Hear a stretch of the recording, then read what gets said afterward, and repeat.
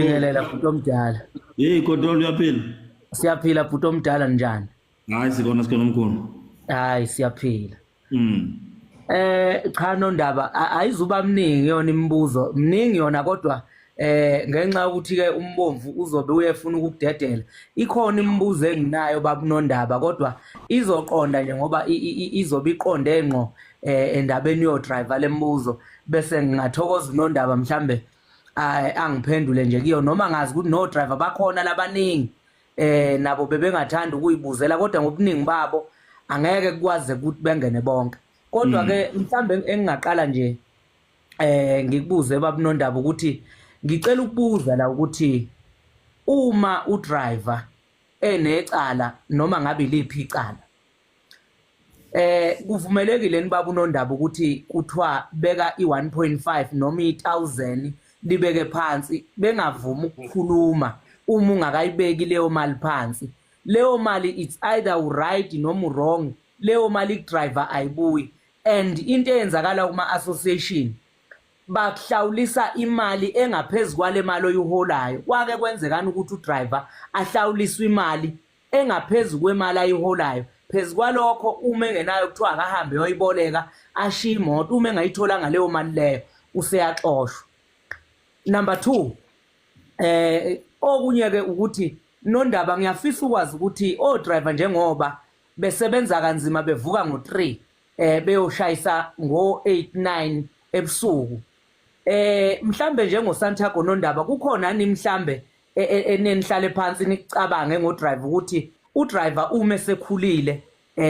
esehlala iminyaka ikuphi enikwenzayo ngodriver uma esehlala iminyaka kunokuthi avele ayekelelwe ingabe sababikho nje into ayenza ngoba nakho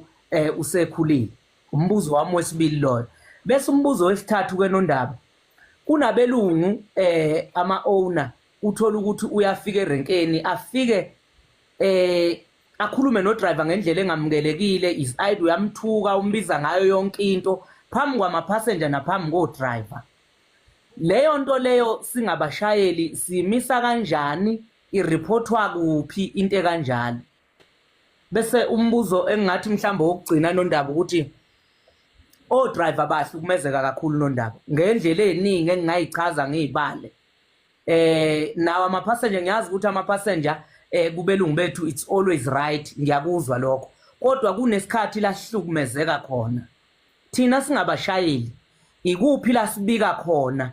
uma sineyinkinga njengo driver ukuthi nginenkinga engihlangabezane nayo enje ikuphi thina la sibika khona njengabashayeli ngabe likhona ilungelo lika driver elilodwa nje Nondaba ekuzodwa hayi udriver ilungelo lakhe ileli noma la akazokhala khona ngoba ekugcineni baba uNondaba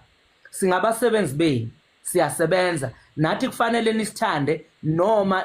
amakhasimende niwathanda nathi siyawathanda ngoba imali siyithola ngawo kodwa kufanele ukuthi udriver naye uma nenkinga ngoba inkinga ziningi etaxini kuyafuneka baba uNondaba ukuthi mhlambe nike